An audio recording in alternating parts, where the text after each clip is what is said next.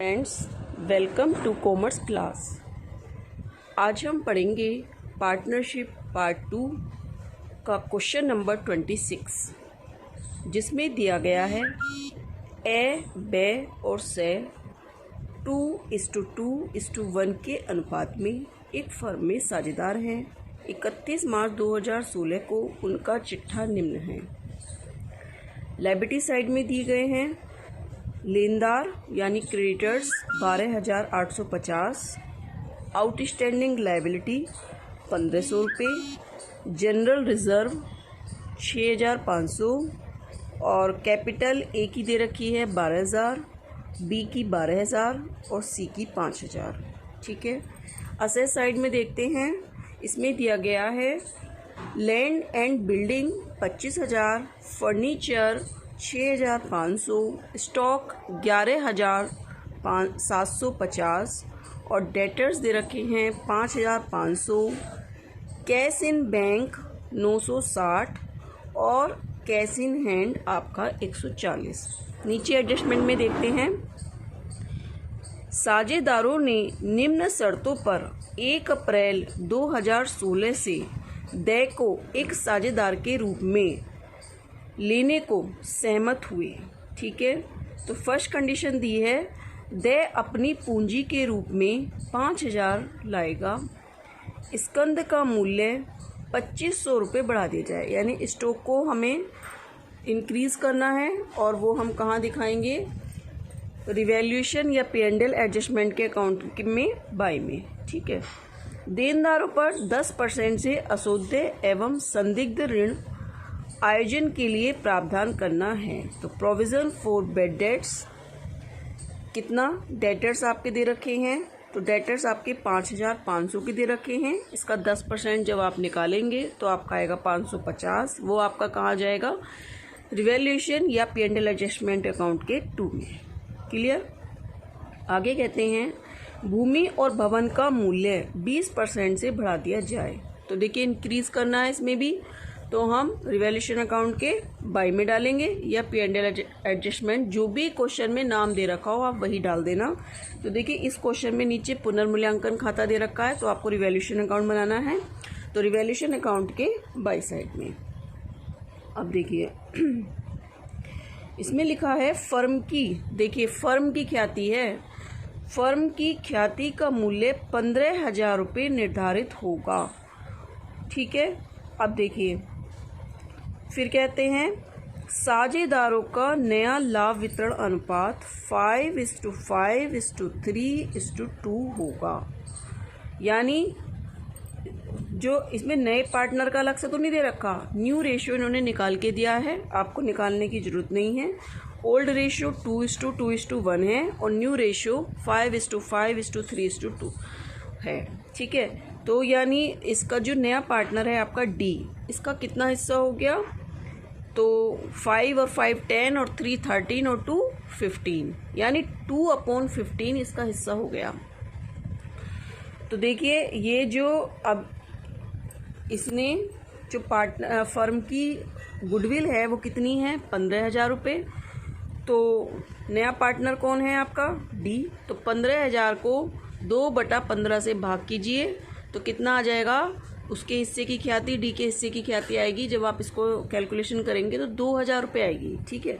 क्योंकि 15 से 15 कितनी बार जाएगा, एक बार, और 3 0 1,000, और 1,000 की जब आप 2 में मल्टीप्लाई करेंगे तो कितना जाएगा, 2,000। क्लियर। अब 2,000 को हम किस में बांटेंगे, हम सेक्रीफाइजिंग रेशियो में हम उसको बांट देंगे, और सेक्रीफाइजिंग रेशियो में जो भी निकल के आएगा वो हम कैलकुलेट कर लेंगे बाद में। और सेक्रीफाइजिंग रेशियो कैसे आता है, old ratio minus new ratio हमारा इक्वल टू सेक्रीफाइजिंग रेशियो। अब देखिए अदत्त दायित्व में कै को दे। ठीक है। कै को दे, कोई आपका लेनदार है और जो हमारे लायबिलिटीज दे रखे हैं 1,500, ठीक है, उसमें दे शामिल हैं 1,000 रुपये, जिसका भुगतान एने कर दिया। तो देखिए जब हम बैलेंस शीट बनाएंगे तो यानी लायबिलिटीज हमारे कम हो गए हैं, 1,500 में से हम 1,000 माइनस कर देंगे तो हमारा कितना हो जाएगा, 1,000। और भाई ए ने भुगतान करा है तो ए को हमें देने पड़ेंगे। ठीक है। तो ए की कैपिटल हम बढ़ाएंगे तो ए की कैपिटल में हम डाल देंगे कितने, 1000 रुपये। हम जब हम पार्टनर कैपिटल अकाउंट बनाएंगे तो ए के कॉलम में हम 1000 रुपये डाल देंगे, क्या करके, आउटस्टैंडिंग लायबिलिटी या करके डाल देंगे, या हम ये डाल देंगे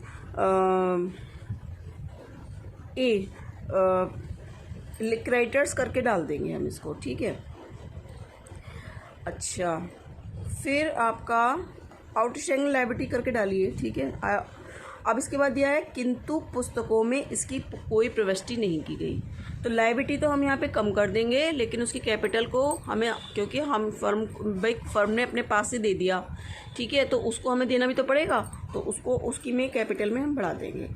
आगे नीचे कहता है पुनर्मूल्यांकन खाता, साझेदारों का पूंजी खाता और नवगठित फर्म का चिट्ठा बनाइए। तो देखिए पुनर्मूल्यांकन नाम दे रखा है, तो आपको profit and loss adjustment account ना बनाकर आपको क्या बनाना है, पुनर्मूल्यांकन खाता बनाना है, ठीक है। तो चलिए हम इसका सॉल्यूशन देखते हैं।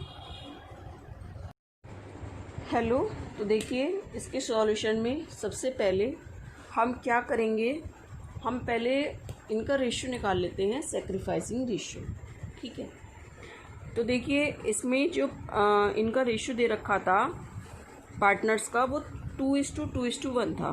तो अगर हम इसको फ्रैक्शन के रूप में रखें तो हमारा क्या आएगा, 2:5, ठीक है, 2/5, 2/5 और 1/5। और न्यू रेशियो इन्होंने निकाल के दे रखा था 5:5:3:2।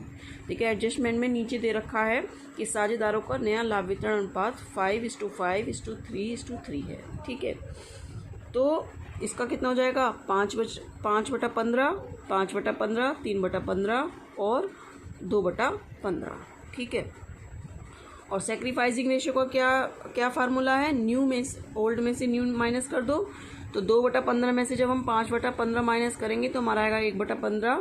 2/15 में से जब हम 5/15 माइनस करेंगे फिर 1/15, और 1/5 में से जब हम 3/15 माइनस करेंगे तो इसका 0/15। यानी इसका मतलब ये है 0/15 का कि इसने कोई भी सेक्रीफाइसिंग नहीं किया। और गुडविल किसको मिलती है, जो नया पार्टनर गुडविल लाता है, गुडविल उसको मिलती है जो भी पार्टनर सेक्रीफाइस करता है, ठीक है, या जिसका लाभ वितरण अनुपात कम होगा, ठीक है। यानी इसका इक्वल एज इट ऐसे ही है, इसने कोई सेक्रीफाइस नहीं किया सी ने। तो गुडविल हम केवल कितने पार्टनरों में बांटेंगे, 2 पार्टनरों में बांटेंगे, ठीक है। तो अब देखिए पहले हम इसके बाद हम क्या बनाते हैं, जनरल एंट्रीज उसने बनवाई नहीं है, तो सीधा हम क्या बनाएंगे, रिवैल्यूएशन अकाउंट बनाएंगे। तो चलिए रिवैल्यूएशन अकाउंट देखते हैं। तो देखिए रिवैल्यूएशन अकाउंट में इसमें नीचे एडजस्टमेंट में दे रखा है कि इस कंद का मूल्य 2500 रुपये से बढ़ा दिया जाए। तो हमने क्या किया, स्टॉक लिख दिया यहाँ पर 2500 रुपये। इसके बाद कह रहा है देनदारों में 10% अशुद्ध ऋण का प्रावधान करना है। तो लॉस हमारा असेस्ट में कहाँ जाता है, डेबिट साइड में जाता है। तो हमने लिख दिया प्रोविजन फॉर बैड डेट्स कितना, 550 रुपये, क्योंकि डेटर्स हमारे 5500 के दे रखे हैं, और जब हम इसका 10% निकालेंगे तो हमारा कितना आ जाएगा, 550। आगे कह रहा है वो लैंड एंड बिल्डिंग में 20% की वृद्धि कर दी जाए। तो देखिए लैंड एंड बिल्डिंग 25,000 के हैं, इसका हम 20% निकालेंगे तो हमारा आएगा 5,000।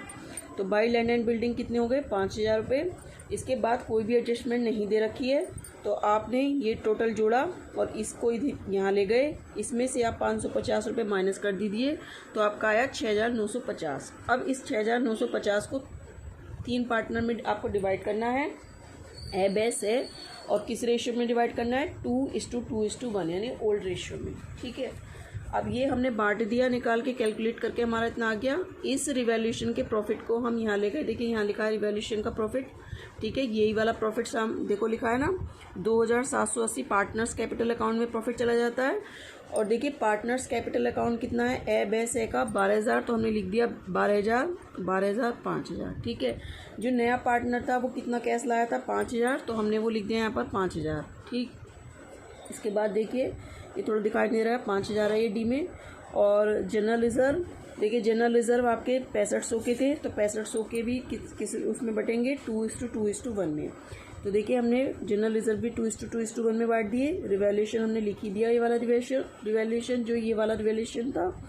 इसके बाद में देखिए डीज कैपिटल, तो हमने जब इसको बांटी थी सेक्रीफाइसिंग रेशियो में, ठीक है। तो हमने क्या लिखा था, डीज कैपिटल अकाउंट डेबिट, ठीक है, गुडविल के रूप में जो मतलब गुडविल का नाम तो दे नहीं रखा था, तो हम क्या करेंगे, उसकी कैपिटल को कम कर देंगे, डीज कैपिटल, और किस में बांटेंगे, जो पार्टनर सेक्रीफाइस किया, तो ए और बी ने सेक्रीफाइस किया था, तो इसलिए ए और बी में ही बांटी, ठीक है, क्योंकि हमारा सी का कितना आया था, 0/15 आया था, इसका मतलब उसने कोई सेक्रीफाइस नहीं किया, उसको कोई भी पार्ट गुडविल का नहीं मिलेगा। तो हमने एंट्री बनाई होगी डीज कैपिटल अकाउंट डेबिट और 2 एज कैपिटल और 2 बीज कैपिटल, ठीक है। अब देखिए इसमें एक चीज़ और दी गई थी नीचे कि अदत्त दायित्व में कै को दे, अदत्त दायित्व देखिए जो चिट्ठा दे रखा है आपका बैलेंस शीट, इसमें अदत्त दायित्व दे रखे हैं आपके 1500 रुपये के, तो इसमें जो 1000 रुपये वो शामिल है जो ए ने पेमेंट कर दिया। तो हम अदत्त जो हम जब हम बैलेंस शीट बनाएंगे तो 1500 में से 1000 हम माइनस कर देंगे, और ये 1000 रुपये जब मान लिया भाई आपने पेमेंट मेरा पेमेंट आपने कर दिया, तो मेरा क्या दायित्व बनता है कि मैं आपको पैसे दूँ, तो ठीक है। तो फिर हम क्या करेंगे, यहाँ पर हमने लिख दिया, देखिए डीज के